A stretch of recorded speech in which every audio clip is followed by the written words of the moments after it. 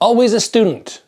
Like just this morning, somebody like myself, who has been in the sport for so long, who has done pretty darn well in the fight world, I was just scrolling through Instagram. I'm like, whoa, that defensive move is something brand new, something I've never seen before. And you guys have probably heard that when you stop improving, not only are you just not gonna plateau, it's not gonna just be that, you're gonna be downgrading compared to everybody else, because people who are constantly improving are gonna be going upwards, and you just plateauing is not gonna be good enough. You've gotta always learn. So let's jump in to this defensive tactic, which just surprised me so much.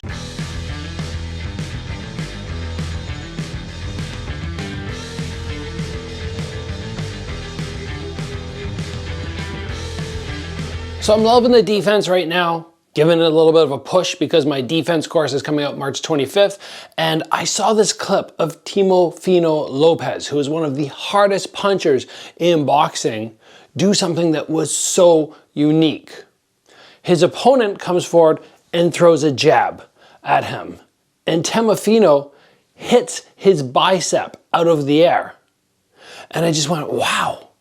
I've never seen that before. I've never seen people teach anything aside from slip shots, block shots, or parry at the wrist. But to attack the bicep makes a decent amount of sense. Now we're going to talk about why maybe we don't normally see this, but I do want to say one thing in particular. If you've ever been hit in the bicep before, whether it be somebody accidentally punch you, or I've had a couple times where I go to throw an overhand, and the other guy goes to throw an overhand, and we both end up clashing biceps, and it hurts. You don't have a conditioned bicep. And as we know from kickboxing, Muay Thai, MMA, if you take low kicks, your limbs can get conditioned. But if they're not, and you get smacked somewhere, it can really shut down that arm or that limb. So this was super interesting for me to see. Let's break down the detail of this. But right before we do that, I want to let you guys know that is the last day, last amount of time that you have to save 35% on my defense course. We're going to have over 20 videos which you can follow along with, which are going to be released in chapters week by week, and we're going to have live calls after some of these chapters so that you guys can give me questions and I can give you answers on things you might not understand or things you need clarification on. This is a one-of-a-kind defense course to help up your skill level so your sparring improves. Click the link in the description below and save that 35% today. Now back to this defensive move. One of the main things that you're probably gonna go, oh, I don't know if this would work. Like, why would I do that? Well, first of all, the reason that I love this technique, the reason I think Teofimo does such a good job with it, is it creates a massive opening. Normally when we think, okay, we parry a jab, right? Boom, or we stop a jab.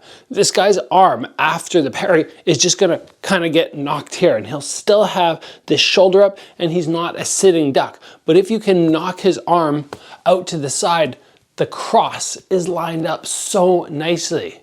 So in terms of countering, going hit their arm out of the way and then follow up, and then you can follow up as Teofimo does with another shot, which actually dropped his opponent.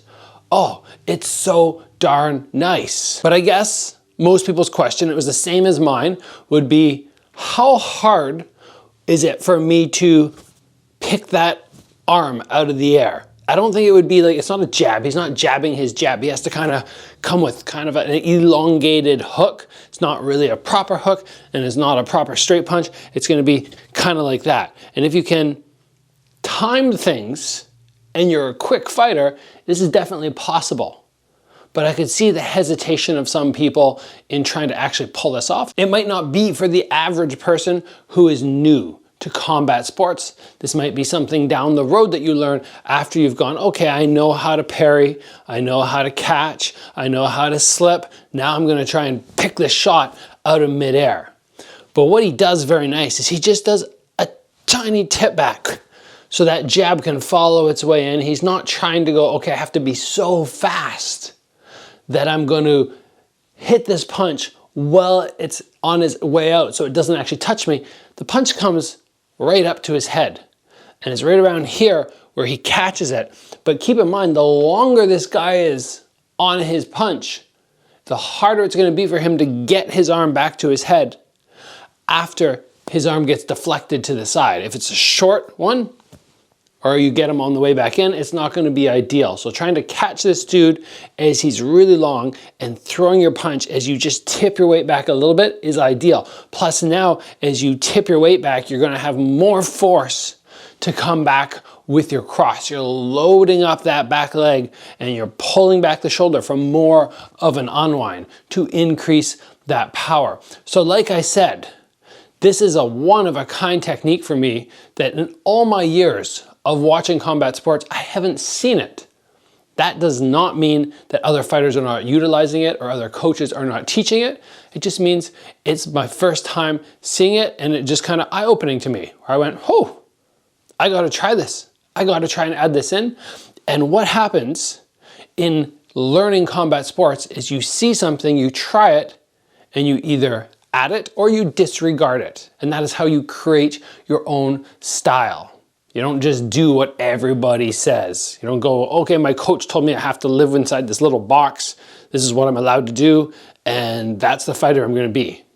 No, you gotta try different things. So 9 out of 10 of you might try this technique in your next sparring session, be like, okay, I'm gonna wait for that jab, and you just can't figure it out, that's fine. But one of you might go, whew, this works for me. I really like this, that little tip back, really bring them in to the punch and then bang, knock it to the side. Now they're really exposed, follow up, follow up. You guys might really find that this is something that works for you. So I hope you enjoyed this defensive episode. Like I said, I'm gonna try this technique. Training this in terms of defense by yourself, it's just gonna be a matter of you having to imagine, okay, here comes the jab, just that little motion. Kind of like a short little check hook or something. And then from there you can step in and play with that. And hopefully in sparring, you can actually pull it off. Let's call it, everybody. Thank you for joining me today. As always, train hard, and I will see you back here soon for another video.